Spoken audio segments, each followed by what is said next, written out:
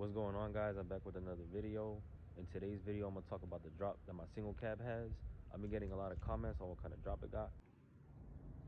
All right, guys, so this is my 98 F150 on a 3.8 drop.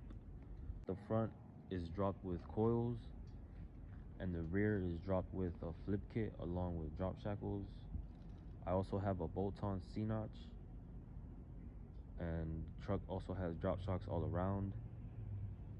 The front coils, they're actually factory, and they were cut about 1.25 turns, but I would not recommend for you to cut factory coils because you will end up with camera wear and eventually mess up your tie rods and ball joints and all that.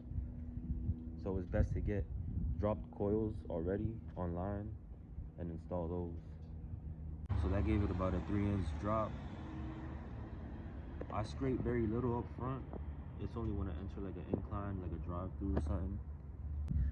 And for the back, I have a flip kit with drop shackles, 2-inch drop shackles, and drop shocks. I don't have shock extenders on. So basically, if you have a factory F-150 and you want to drop it, for the front you would get coils, for the rear you would get flip kit, drop shackles, 2-inch drop shackles, and drop shocks all around to get this look. Also a bolt-on C-notch because you will eventually hit the frame, you will hit the bump stop. If you plan to load up the bed being this dropped, you want to be careful with your drive shaft around your fuel tank cross member because that area does rub. Some people get that part notched out, some people cut it out. For those that are unaware, that's a bolt-on C-notch right there. This is the flip kit. It's the leaf springs that basically sit under the axle instead of the top, and then you get that one saddle part right there that it sits on at the bottom. And then right there you have my drop shackles sitting at the 2-inch drop hole.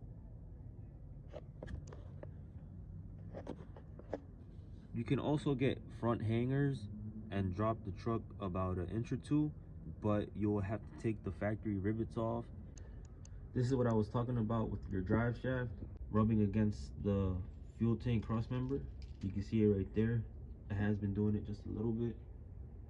So if you plan to add weight with the drop truck, you want to be careful with the drive shaft rubbing right there. If you take a look at the bottom mount right there where the shock goes, I don't have shock extenders. I'm just running on drop shocks.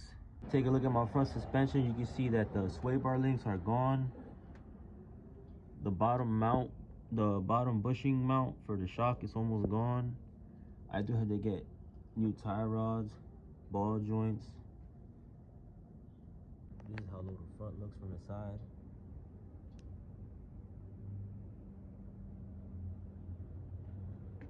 There's still plenty of travel within the frame and the ground. I don't know if you can see that. This is how she looks up front.